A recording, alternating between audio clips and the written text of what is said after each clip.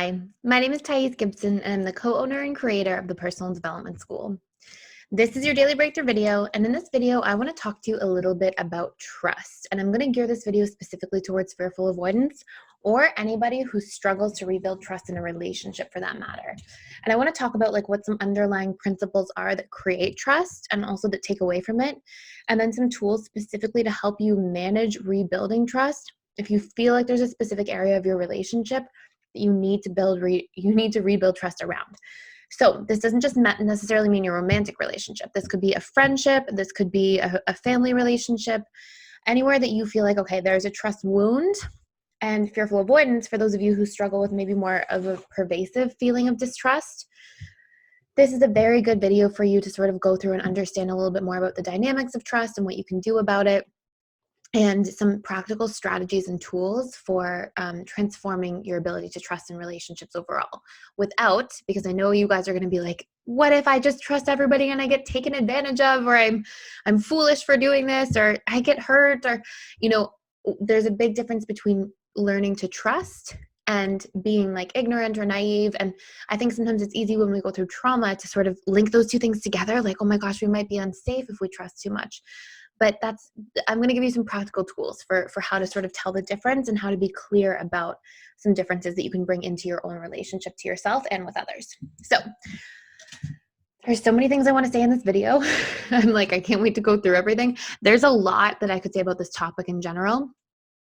Before I even start diving into it, I'm going to put some side notes about trust out here. Number one of the big core reasons that anybody struggles with trust is also because they're not fully trusting the relationship to themselves at a deeper subconscious level. So, and I'm not even diving into the trust content yet, but just a side note that's really important.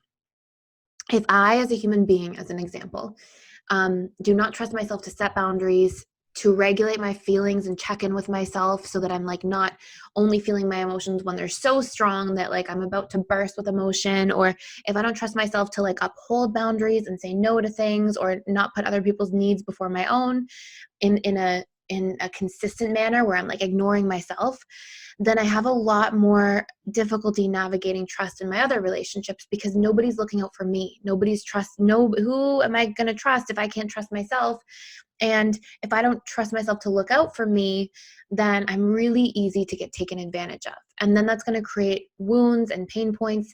And it's really going to touch pain points that are already pre-existing. And one of the biggest things that we'll see specifically for fearful avoidance is that part of their adaptation to a somewhat traumatic environment that can occur across a variety of different forms is that fearful avoidance can be very one of their adaptations can be that they had to learn to repress their own feelings, repress their own needs, and hyper caretake others' feelings and needs, or hyper read between the lines all the time and become hyper vigilant about what could or could not go wrong in the environment and cater to that and walk on eggshells all the time. And in essence, the impact of that is that you sort of ignore the relationship to yourself. And then if you go through life like that with no boundaries and out of touch with your own feelings and needs and not communicating in real time and feeling like you're bad if you say no, or you're going to be unsafe if you say no, then you have this constant relationship of being codependent with the world. And that's going to be really difficult to navigate in and of itself. And if we don't trust us to look out for us at the end of the day, unless it's in extreme cases where it's literally a matter of survival, or there's so much resentment that you're about to burst out of frustration of not having boundaries for so long, then of course it's really hard to trust any relationship around you because, if they don't understand what your boundaries are, they're not going to be respecting them. So that's a side note before I dive into all of that, all of the actual trust, but I'm going to go through what trust is and all these different things. And how we can actually repair trust. Maybe I'll do a little series around this because there's a lot of information. A couple things really quick. I've had a bunch of people reach out and it is so sweet. It was really kind. So thank you for all these individuals who've reached out over the past few weeks, months. I just wanted to highlight this because I get emails sometimes and people are like, you're selling courses online. Don't give everything away in your videos. It's not good for your business. And it's really sweet because people are trying to look out for me from a business perspective. And it's so kind. But I want you guys to know too, the courses, like, this isn't giving everything away. This is me giving as much as I possibly can for like the quality of the videos, because I know YouTube has like a short watch time and it's not practical. If I could give just every single course piece of content on here for 3 hours, and I thought that a lot of people would sit in and listen for 3 hours, would totally do it.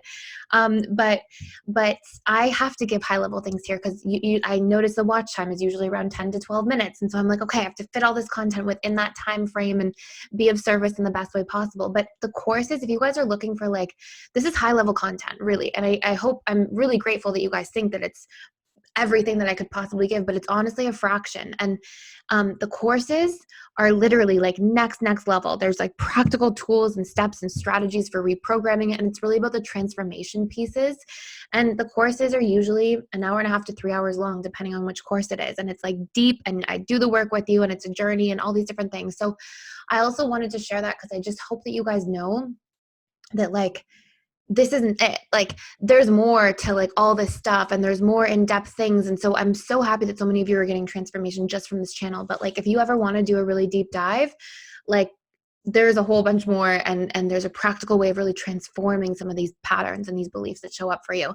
And right now it brings me to the next topic. Right now too, we're doing a stay-at-home sale, 25% off all of our 3-month memberships, 6-month memberships, 12-month individual course purchases.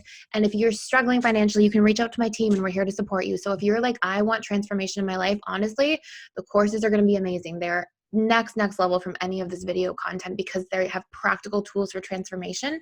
And I just want to support you guys on your journey and you being here. So if you're struggling, anything like that, email info@personaldevelopmentschool.com, and my team will help you and we'll get you guys organized.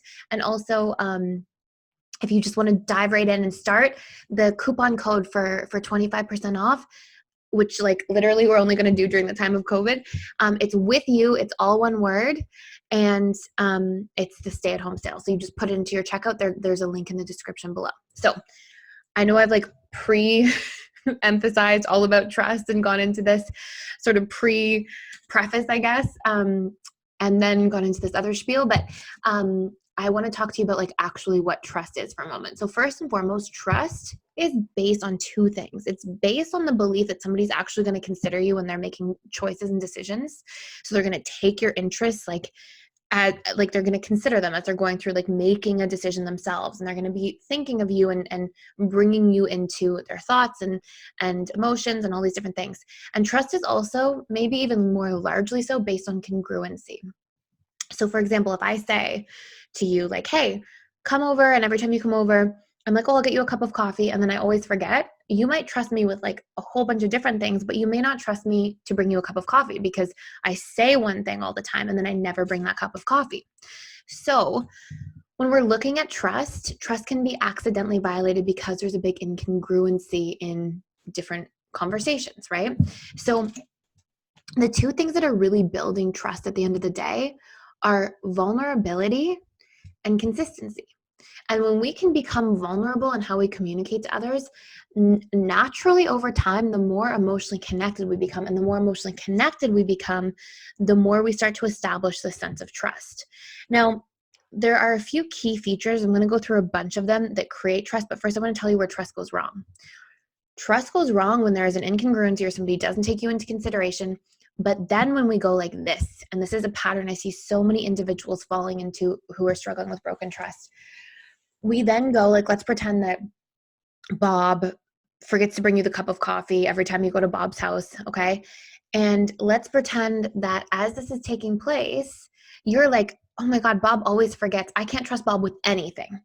And you put this like Post-it note or stamp on Bob that's like, because Bob made one mistake, one place, now I can't trust Bob with anything at all. And this is where trust goes really awry in relationships, because we take something and we make it bigger and we make it unsolvable, because in order to solve a problem, we have to very specifically identify what that problem is. And if we just say, oh, it's trust altogether, then we take our own capacity away to identify, oh, it's when Bob forgets to bring coffee. I don't trust him with this specific thing. And so I can't have the specific conversations with Bob about the coffee, and I can't get to the bottom of it, and I can't transform it.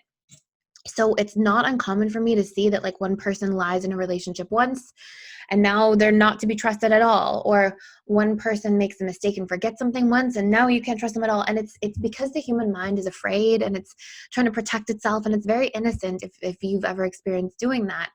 And but it doesn't put the power in your hands to get to the bottom and the roots of it and solve the problem. And so what I'll take you through now is a whole bunch of different sort of pieces about what a problem is existing within and how we can actually solve it, okay? So let's say, for example, that trust is broken in your relationship, okay? Well, I'll tell you a few things first, actually. A few things that build trust overall are congruency, knowing that somebody's obviously considering you when they make choices and decisions and seeing that show up in their patterns of behavior. Emotional connection builds trust. Open communication builds trust. Vulnerability builds trust. And these are the 5 like key, most important pieces. But there's a lot more to trust as a whole, if this makes sense. And this is why I'm going to try not to make this too long of a video. So let's say trust is broken, okay? Let's pretend, for example, that one partner cheats on the other person, okay? And you want to repair it. You want to fix what's going on.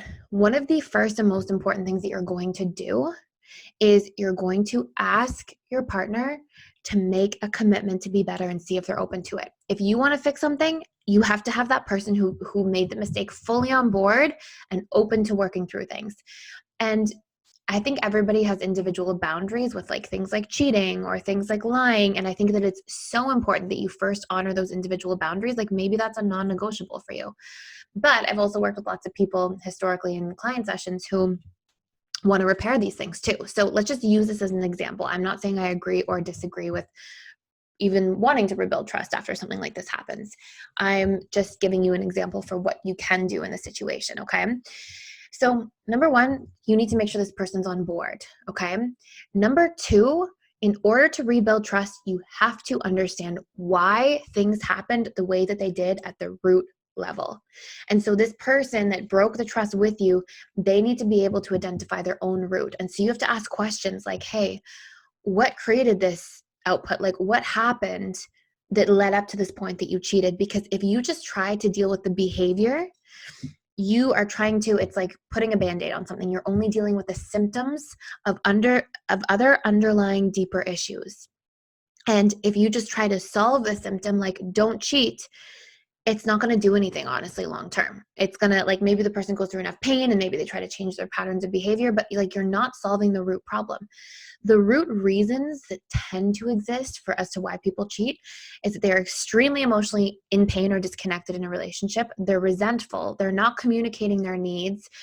They're not getting their needs met. And then they justify, oh my gosh, I'm in so much pain. If only my partner cared enough, X, Y, Z, fill in the blanks. They make a story around the lack of whatever's not being fulfilled in the relationship, and they use that story as a justification to take action that stops taking the person into consideration. Okay, so again, I'm not saying that that's the human experience. This is what people do in a variety of different ways throughout the course of life. But in order to repair trust, that has to end, and you have to get to the bottom of what that is. So as painful as it is to hear why somebody broke your trust, if you're interested in repairing it with them, it is a 2-party thing.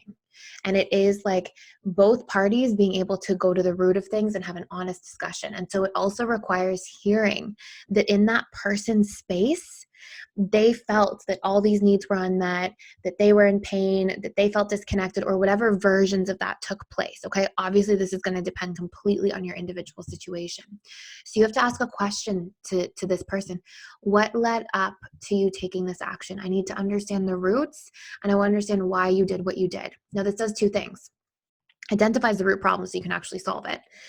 Number 2, and not solve it at a superficial level by just trying to suppress the behavior, right? And number 2, it also depersonalizes the story for you, because us as human beings, our mind is sort of designed to look at the worst case scenario so it can protect us from that. But we're also designed to sort of fill in the blanks and give meaning to things. And so it's really easy, let's say, for example, if you're cheated on, to go, oh, it's because I wasn't good enough, I'm unworthy, men and women can't be trusted, or people can't be trusted. All relationships are going to be like this. And like when we fill in the blanks with painful stories, we hurt ourselves so much more. So part of understanding the deeper why is to peel the first layer back of your painful experience so that you don't make it mean that something's wrong with you and that's the reason it happened. You can see that, it's something wrong that went wrong in the relationship, and it's something we can solve in the relationship if we're both open and willing to. And number two, you get to the root cause of the problem, which stops it from being this superficial thing. So once you've done that, then you have to both validate each other's feelings around the situation. And I know that sucks. Like, it is not fun. And I've been through this with people in couples sessions so many times. So I know it's not fun. And I very much understand that it's not fun to like, I see why you felt lonely and disconnected. And I see that you're in pain. But I want to make a really clear distinction here. You are validating their feelings. You are not validating their behavior. Okay. And once people feel like both sides of their feelings are heard and understood, we do not have to say, like, it's like saying if somebody gets really angry and throws something across the room, like, you're not going to be like, oh yeah, I see. That's cool that you threw something across the room. Absolutely not. Like, you don't throw things, right? But you might go, oh my gosh, I see you're in pain. I see that you're really upset. Like, what's going on?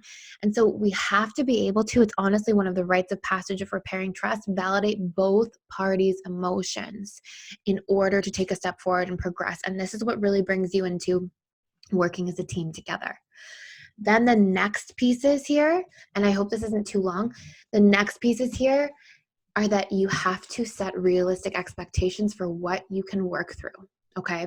So the more openness, emotional connection, and awareness around any area of distrust, the better. And this is requiring a lot of vulnerability and open conversation. So you have to be able to say, like, we validate each other's feelings. Are we willing to work towards resolution? And what steps do we want to take to collectively work through this?